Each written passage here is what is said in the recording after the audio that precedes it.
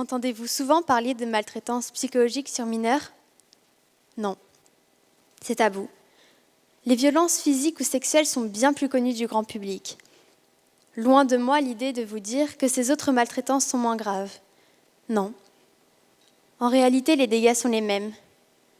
Troubles du sommeil, perte de confiance en soi ou envers les autres, démolition de l'identité de la victime, pensée ou actes suicidaires, et j'en passe. Alors, si personne ne vous en parle, je vais le faire. Intéressons-nous tout d'abord à l'histoire d'une jeune fille. Une jeune fille de 10 ans qui se sent bien dans sa peau. Une jeune fille qui a confiance en elle, qui est socialement établie, épanouie à l'école. Tout simplement heureuse. Mais le sourire qu'elle affiche lui suffit à cacher la maltraitance psychologique qu'elle subit au sein même de son foyer et qui va durer 5 ans. 5 ans, on lui reproche sa présence. « T'es encore là, toi ?» Pas un bonjour, pas un bonsoir. 5 ans, où on la critique sur son style vestimentaire, sur son physique, où on l'humilie, la forçant à porter des tenues immondes en public. 5 ans, rythmés par les intimidations et les menaces. Tu ne verras plus ton père. Et les sanctions démesurées, la forçant à quitter le foyer pendant plusieurs heures dans le froid pour avoir posé un sac sur un lit. Sans parler des plats infects à finir jusqu'à en vomir. Tout ça sous les yeux d'un père. Un père qui n'aura jamais le courage de protéger ses enfants de leur belle-mère. Il a bien essayé pourtant. Mais cela donnera lieu à des disputes incessantes la concernant. Disputes dans lesquelles des mots seront lâchés. Elle est mal élevée, on est bien plus heureux sans elle. Progressivement, aux yeux du père, c'est la petite fille qui doit changer. Progressivement, aux yeux de la petite fille, c'est elle qui doit changer. Rejeter un enfant par des manifestations verbales ou non verbales, dévaloriser à la fois sa personnalité et ses actes, tu es moche quand tu pleures, ou pleure, tu pisseras moins. Briser, violenter un enfant de l'intérieur, cette violence psychologique porte atteinte aux besoins fondamentaux d'estime de soi, d'amour, de sécurité et d'équilibre psychologique de l'enfant qui en est victime. Pourtant, certains me diront, c'est un style d'éducation.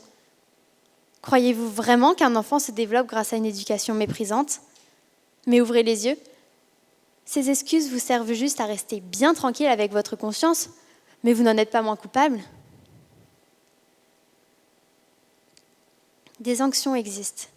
Les agresseurs, car oui, ce sont des agresseurs, peuvent écoper de 3 à 5 ans d'emprisonnement et de 45 à 75 000 euros d'amende. Mais pour cela, c'est un parcours du combattant pour la victime. Comment comprendre que ce que l'on vit n'est pas normal lorsque ses parents, ce sont ses bourreaux? Comment les dénoncer à des juges pour enfants ou à des psychologues?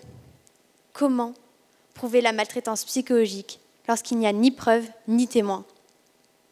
De plus, dans la plupart des cas, les agresseurs écopent d'une simple injonction d'éloignement. Écoutez-moi bien, cette injonction d'éloignement n'est pas à la hauteur des dégâts subis par les victimes.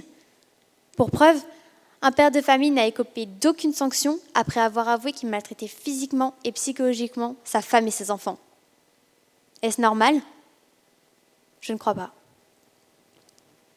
En 2017, 8% des enfants avouent avoir été maltraités psychologiquement. Physiquement 5% et sexuellement 10%. Et 80% d'entre eux avouent n'en avoir jamais parlé. Stop! Ce fléau doit cesser. Pour cela, des associations ont été créées, telles que la Fondation AJD, Action Enfance ou l'Enfant Bleu. Un numéro de téléphone a également été mis en place, le 119, joignable 7 jours sur 7, 24 heures sur 24. Maintenant, prenons en compte tous les enfants victimes de maltraitance physique, sexuelle ou psychologique. En les rassemblant tous, je peux vous assurer que vous en connaissez au moins un. Qu'avez-vous fait pour lui?